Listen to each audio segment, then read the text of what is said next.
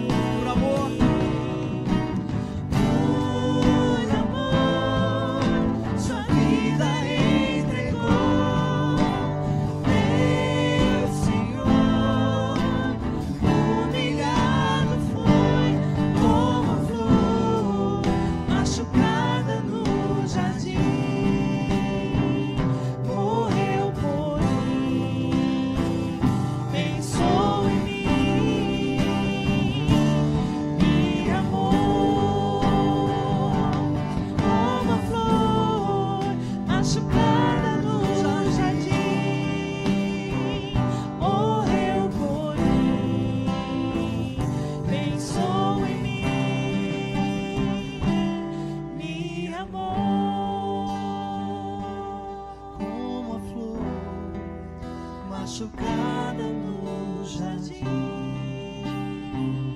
morreu por mim, pensou em mim, me amou.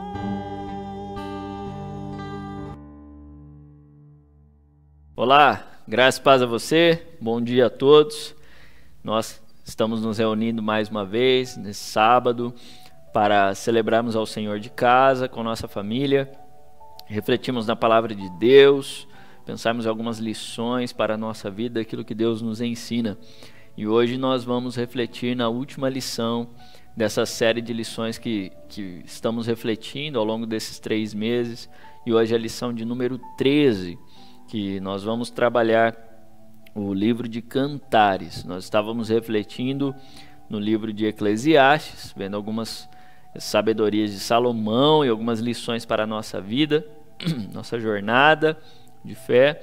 E hoje nós vamos refletir no livro de Cantares, vemos algumas lições que esse livro nos traz relacionado à questão do casamento.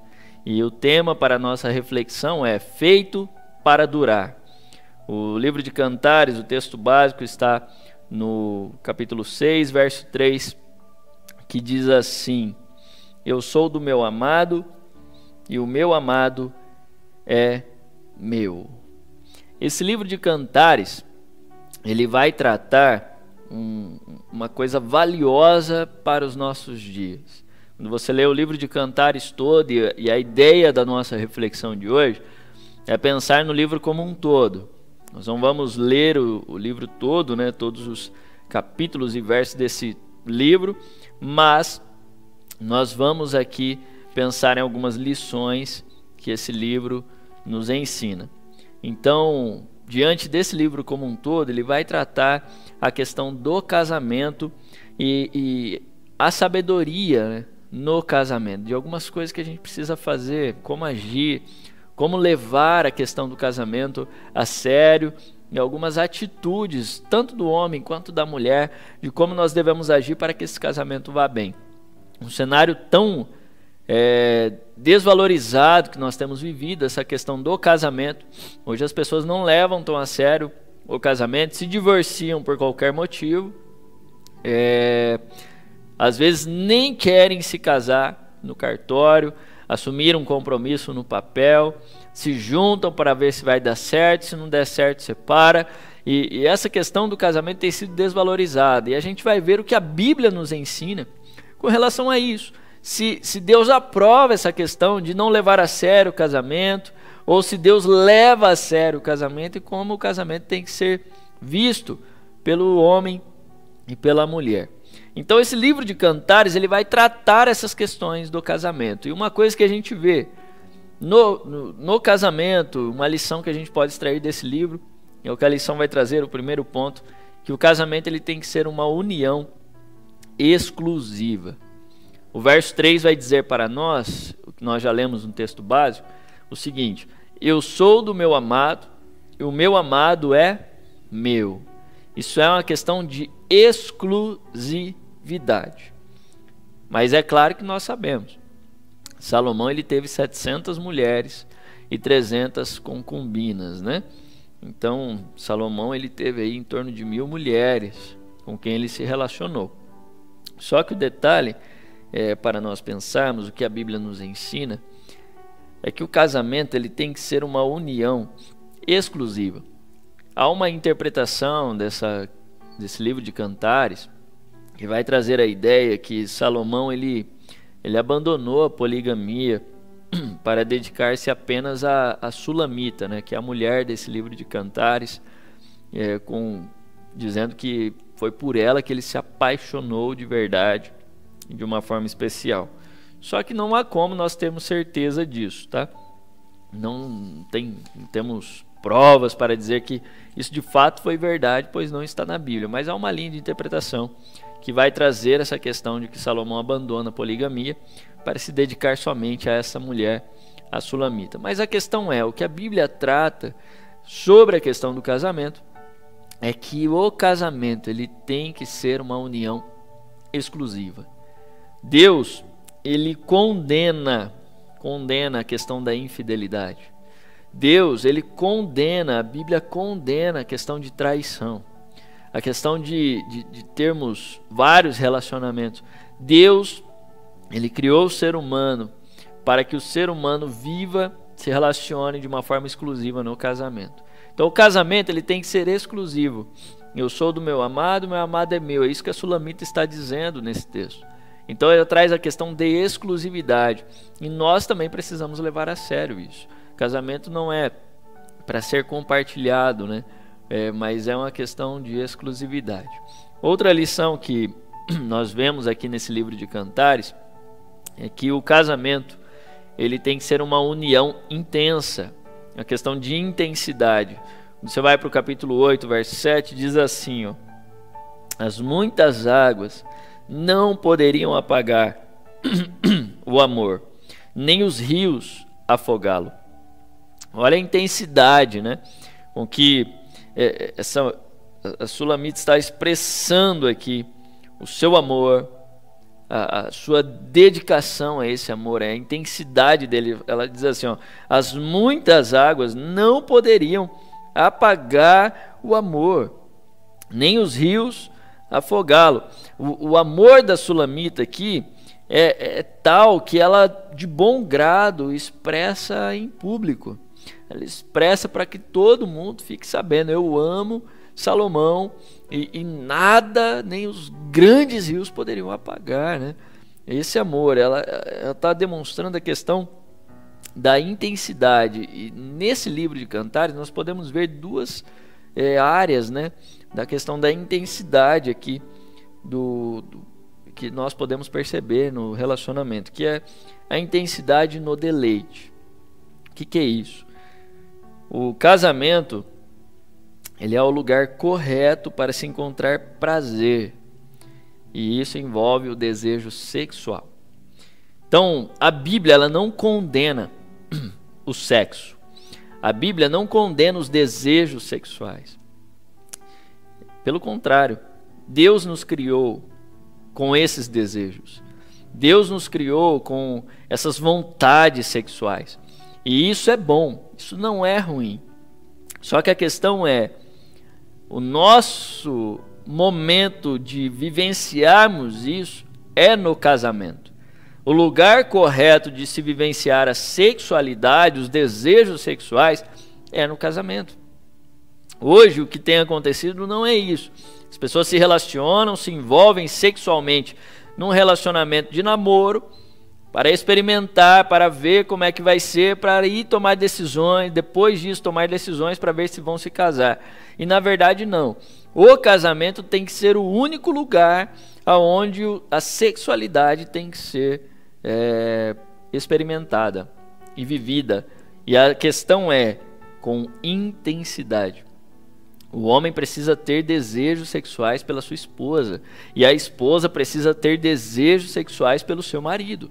Isso é uma questão bíblica, uma coisa importante no casamento, a questão da sexualidade. Então ela precisa ser vivenciada, desfrutada e aproveitada com intensidade, mas no casamento. É o único lugar onde Deus permite e abençoa a questão da sexualidade. Então, o sexo é bom, sexo é legal, não é ruim, mas isso precisa ser vivenciado no casamento. Antes disso, é pecado, Deus não aprova e Deus não criou a gente para viver desta forma. Então, tem que ser vivida no casamento e com intensidade. Tanto o homem quanto a mulher precisam ter desejos um pelo outro no casamento. E também a outra intensidade que vemos, a intensidade no romantismo, né? Questão, quando você lê Cantares, você vai ver um romantismo no ar, tanto de Salomão quanto da Sulamita, né? Os dois expressando palavras de carinho, de poemas, de canções um pelo outro, que é uma coisa fantástica. Então a questão do romantismo tem que ser valorizado no casamento, tanto do homem quanto da mulher. Tanto o homem quanto a mulher devem ser românticos um para com o outro, e isso tem que ser valorizado com intensidade. A questão é que às vezes nós esperamos do outro somente, né? Então, quando meu marido for romântico, às vezes a mulher pensa assim: meu marido for romântico, eu também vou ser. Ou às vezes o homem, né? Quando minha esposa for romântica, eu também vou ser. Na verdade, não. Os dois têm que viver um romantismo com intensidade, um para com o outro. Isso é uma questão de uma lição bíblica para nós, né? No casamento, ele deve ser valorizado e desfrutado com romantismo e com intensidade nessa questão.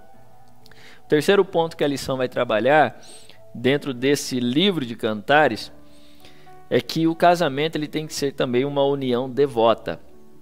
Como assim? É preciso ter atitudes que demonstrem esse amor.